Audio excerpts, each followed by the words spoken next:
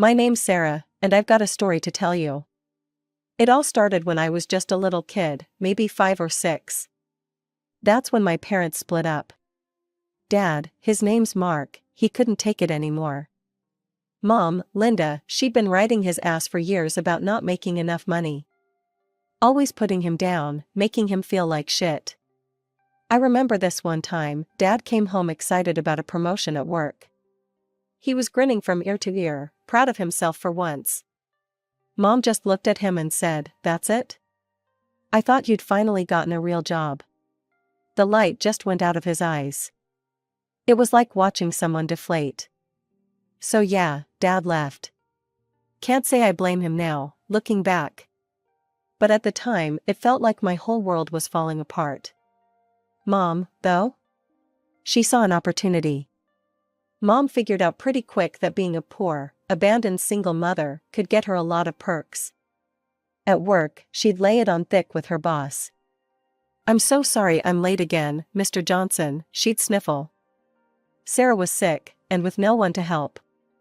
Mr. Johnson would pat her hand and tell her not to worry.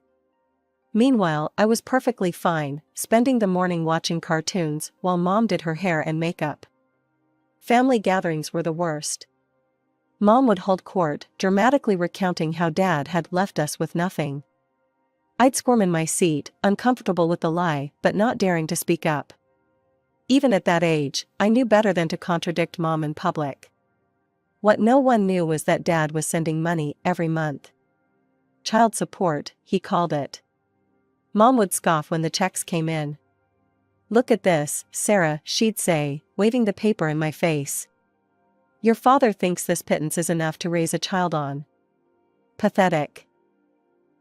I didn't know how much it was supposed to be. All I knew was that it made Mom angry, and when Mom was angry, life got harder for me.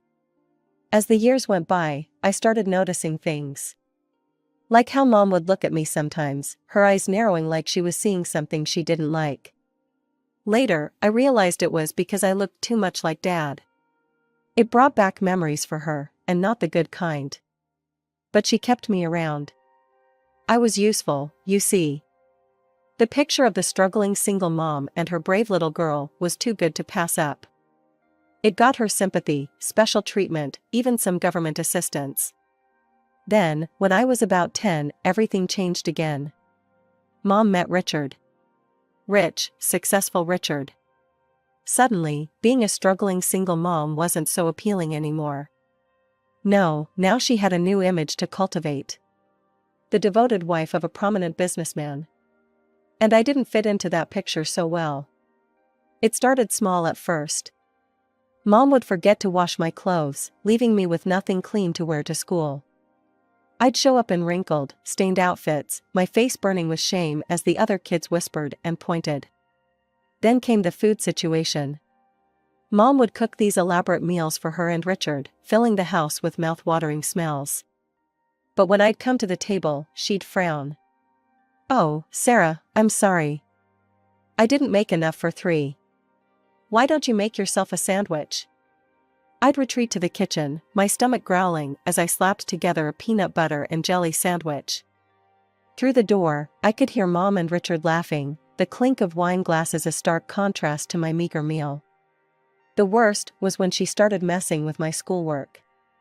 I'd spend hours on an assignment, only to have it disappear the next morning. I'd show up to class empty-handed, stammering excuses to my teacher. My grades started to slip, and the teachers began giving me concerned looks. Through it all, Richard remained oblivious. He was always buried in his work, and when he wasn't, his attention was solely on Mom. She'd simper and coo at him, playing the part of the adoring wife. "Richard, darling, you work so hard," she'd say, massaging his shoulders. "You deserve to relax." He'd smile up at her, completely under her spell. "What would I do without you, Linda?" Things got even worse when Mom announced she was pregnant. Richard was over the moon, and Mom milked it for all it was worth. "The doctor says I need plenty of rest," she'd tell me, lounging on the couch. "Be a dear and tidy up the house, won't you?" I'd spend my afternoons cleaning while Mom napped or chatted with her friends on the phone. When Richard came home, she'd struggle to her feet, one hand on her barely there bump. "Oh, honey, I'm so tired," she'd sigh. Growing a baby is hard work. Richard would rush to her side, all concern. "Sit down, my love.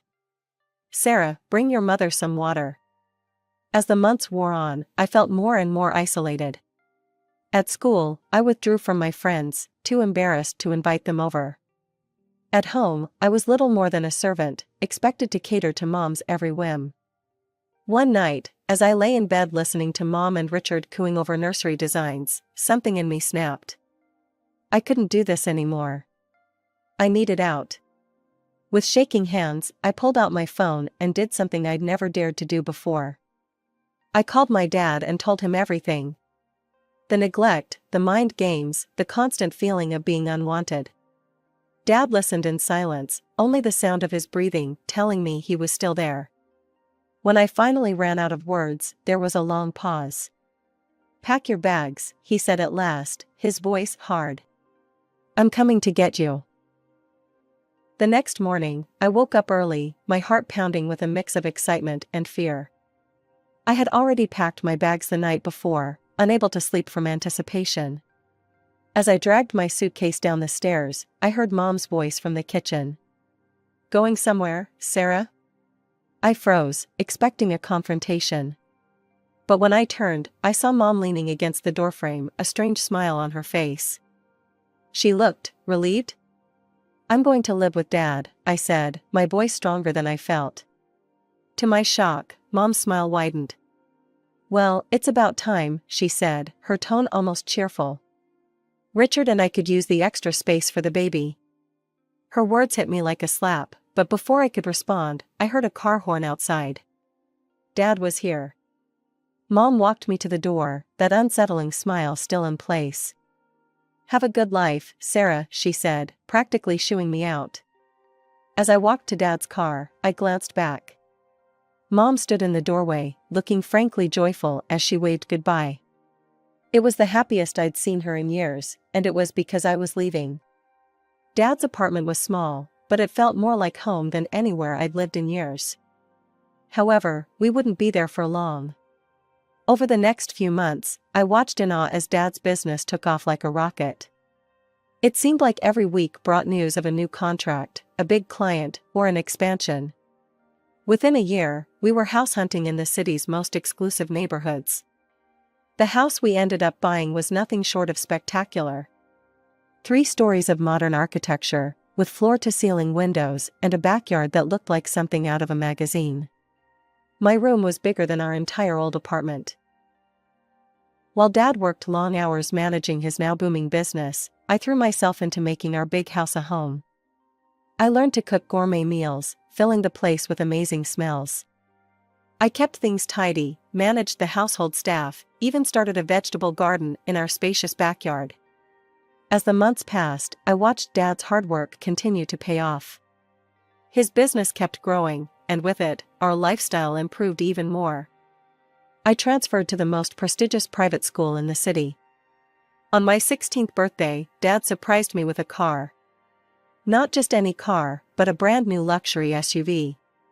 "Now you can drive yourself to school in style," he said, tossing me the keys. "And maybe run some errands for your old man?" As I settled into my new life, I thought about Mom less and less. She never tried to contact me, and I made no effort to reach out to her or any of my maternal relatives. The wounds were still too raw, the memories too painful. Instead, I focused on my studies. Years passed, and before I knew it, I was graduating college with honors. As I stood on that stage, accepting my diploma, I searched the crowd for Dad's face. He was there, beaming with pride, and for a moment, I forgot to breathe. This was what it felt like to be loved, truly and unconditionally. After the ceremony, Dad pulled me aside. "I've got something for you," he said, his eyes twinkling with excitement. He handed me a small box. Inside was a key. "It's for your new apartment. In the city center. Consider it a graduation gift." Tears welled up in my eyes as I hugged him fiercely. "Thank you, Dad, for everything." It had been a few years since I graduated from college. My career was taking off, I had a beautiful apartment in the city, and life was good. Dad and I had settled into a comfortable routine of weekly dinners and long phone calls.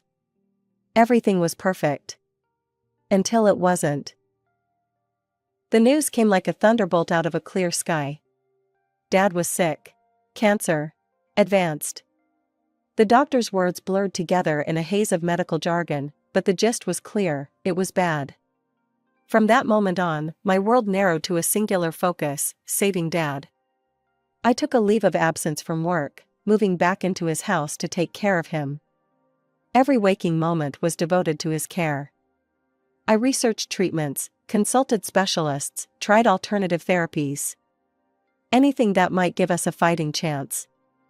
The months that followed were a brutal cycle of hope and despair. For every good day, when Dad felt strong enough to sit in the garden or share a meal, there were 3 bad ones filled with pain and nausea from the treatments. One evening, as I was helping him back to bed after a particularly rough day, he turned to me with a serious look. "Sarah," he said, his voice barely above a whisper. "I need you to promise me something." I nodded, unable to speak past the lump in my throat. "Promise me you'll live your life. Really live it. Don't let this hold you back." I wanted to argue, to tell him he was going to be fine, but we both knew better. So instead, I squeezed his hand and said, "I promise, Dad." He died 2 weeks later. I was holding his hand when he took his last breath, telling him how much I loved him, how grateful I was for everything he'd done for me. The next few days passed in a blur. I felt numb, going through the motions of arranging the funeral. There were so many details to handle: the casket, the flowers, the obituary. It all felt surreal, like I was planning an event for someone else. I was at the funeral home, trying to decide on music for the service, when my phone buzzed. Unknown number. I almost ignored it, but something made me answer. "Hello? Sarah? It's your mother." I nearly dropped the phone.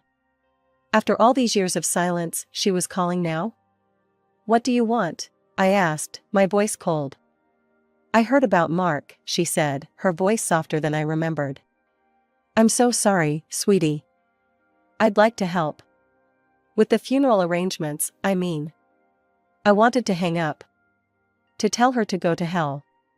But I was so tired, so overwhelmed. And a tiny part of me, a part one thought I'd buried long ago, yearned for a mother's comfort. "Okay," I heard myself say. "You can help."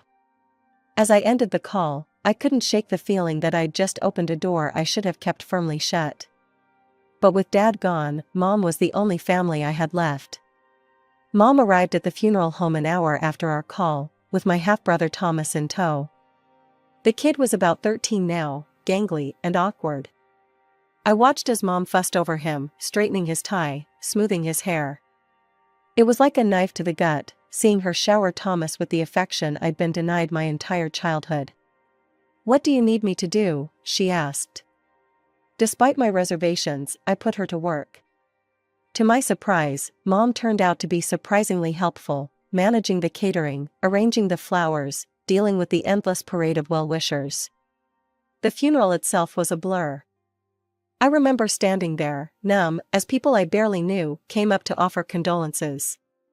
Linda stayed close, her hand occasionally touching my arm in what I suppose was meant to be a comforting gesture. It felt strange, this sudden maternal presence after years of neglect. After the service, as people were filing out of the cemetery, Linda approached me again. "Sarah, I know this might not be the best time, but I'd like to stay in touch. Maybe we could get coffee sometime?" I stared at her, this woman who had made my childhood a living hell, who had been thrilled to see me leave. But she was also the only family I had left. "Maybe," I said finally. "I'll think about it." To my surprise, Linda kept her word. In the weeks that followed, she called regularly, her voice always tinged with concern. "How are you holding up, sweetie?" she'd ask. "Is there anything you need?" At first, I was guarded, giving short, non-committal answers. But as the days wore on and the reality of Dad's absence set in, I found myself craving any kind of connection. Even if it was with Linda. Our conversation started simple enough. She'd ask about my job, my apartment, my friends. But gradually, her questions began to shift. "Your father's business," she'd say casually. "I hope it's not causing you too much stress. Mark always worked so hard." I'd deflect, changing the subject. The truth was, I was still trying to wrap my head around everything Dad had left me. The company, the real estate portfolio, it was overwhelming. And something in me, some instinct honed by years of Linda's manipulations, told me to keep quiet about it. As weeks turned into months, Linda's hints became less subtle. "Thomas is looking at colleges," she mentioned during one call. "The tuition these days, it's just astronomical. I don't know how we're going to manage it." I made a noncommittal noise, my guard instantly up. Another time, it was, "Richard's had some setbacks at work. The economy, you know. It's hitting everyone hard." Each conversation seemed to circle back to money, to the struggles they were facing. And each time, I could feel the unspoken expectation hanging in the air. Despite my initial reservations, Linda's persistent displays of maternal affection began to wear down my defenses. Against my better judgment, I started providing small amounts of financial assistance. It started innocently enough, helping Thomas with his SAT prep courses, buying Linda a new laptop when hers broke down, even covering a month's rent when Richard's company went through a rough patch. "You're an angel, Sarah," Linda would gush. "I don't know what we'd do without you." Each time, I felt a warmth in my chest. Was this what it felt like to have a real family? Meanwhile, I threw myself into running Dad's company. I made his longtime deputy the director, staying on as the owner and reserving the right to make all important decisions. It was challenging work, but I felt closer to Dad every time I sat in his old office. As the months passed, Linda's requests grew more frequent and more substantial. What started as occasional help turned into regular expectations. The breaking point came on a sunny Tuesday afternoon. I was knee-deep in quarterly reports when Linda called. "Sarah, darling," she began, her voice dripping with sweetness. "We've been thinking. It's been so long since we had a proper family vacation. We found this amazing package deal for a European tour." I felt my stomach drop. "Linda, I don't know." "It would mean so much to Thomas," she interrupted. "And after all we've been through, don't you think we deserve a little happiness?" Guilt warred with resentment in my chest. Before I knew it, I'd agreed to fund their trip. But it didn't stop there. The day after they returned, Linda was on the phone again. "Now, about Thomas's college fund," she said, her tone no longer sweet but demanding. "We'll need you to set that up right away. He's got his heart set on Princeton, you know." Something in me snapped. All the years of neglect, the emotional abuse, the manipulation, it all came rushing back. "No," I said, my voice shaking. "No more, Mom. I'm done." There was a pause, then Linda's voice came back, cold and hard. "After everything we've done for you? You ungrateful little scum. How dare you turn your back on your family?" I laughed, a bitter sound. "Family? You mean the mother who was thrilled to see me leave? The one who made my childhood a living hell?" The argument escalated quickly. Linda dropped all pretense of affection, hurling accusations and insults. I gave as good as I got, years of pent-up anger and hurt pouring out. "You're just like your father," she spat. "Selfish and cold-hearted." "Thank God for that," I shot back. "At least he loved me." The line went dead. I stood there, shaking, my phone clutched in my hand. The silence that followed was deafening. When the opportunity for a month-long business trip abroad came up, I jumped at it. A chance to get away, to clear my head. As I boarded the plane, I felt a weight lifting off my shoulders.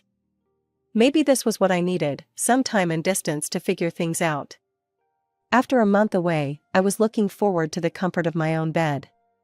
The business trip had been successful but exhausting, and all I wanted was to kick off my shoes and relax in my apartment. But as I turned the key in the lock, something felt off. The door swung open to reveal a completely different apartment. Gone were my carefully chosen furnishings, replaced by unfamiliar decor. A startled couple stared at me from the couch. "Who are you?" I demanded, my heart racing. "What are you doing in my apartment?" The man stood up, looking confused. "Your apartment? We bought this place a couple of weeks ago. From a woman named Linda, I think?" The world tilted on its axis. Linda. My mother. No, it couldn't be.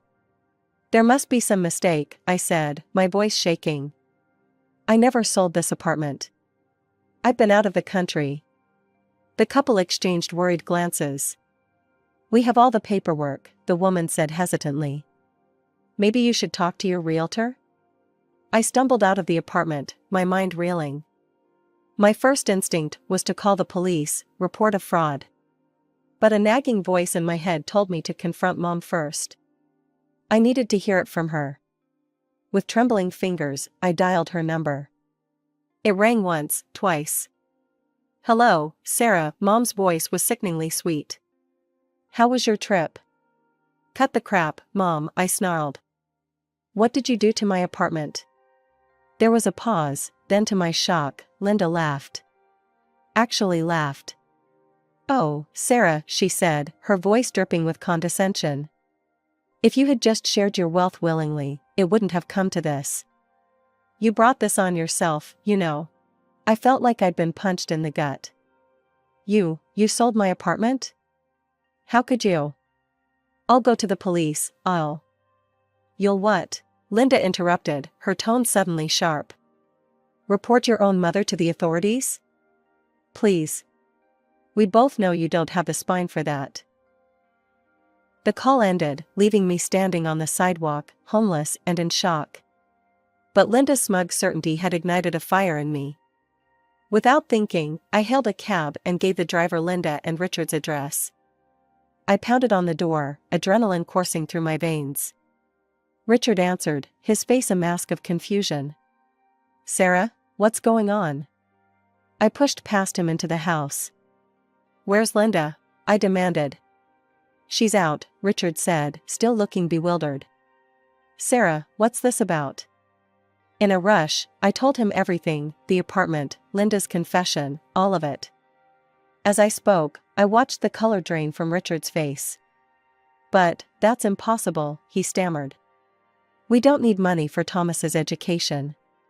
I've already set aside funds for that." We stared at each other, the truth dawning on us both. With shaking hands, Richard began pulling out financial statements, credit card bills. As we pored over them, a horrifying picture emerged. Mom secretly took out loans, and now she is mired in debt. "I had no idea," Richard whispered, looking shell-shocked. "All this time." I felt a strange mix of vindication and pity. Richard had been just as deceived as I had been. As the full extent of Linda's deception became clear, I felt a cold resolve settle over me. This wasn't just about me anymore. This was fraud, plain and simple. I didn't hesitate. The moment I hung up with the 911 operator, a weight lifted off my shoulders. For too long, I'd been Mom's victim. Not anymore. The investigation that followed was brutal but necessary. Every rock overturned revealed more of Linda's deceptions. She hadn't just forged my signature to sell my apartment, she'd been living a complete double life. Credit card statements revealed extravagant purchases, designer clothes, luxury spa treatments, 5-star hotels. All hidden from Richard, all financed through a web of lies and secret loans. The trial became a media circus.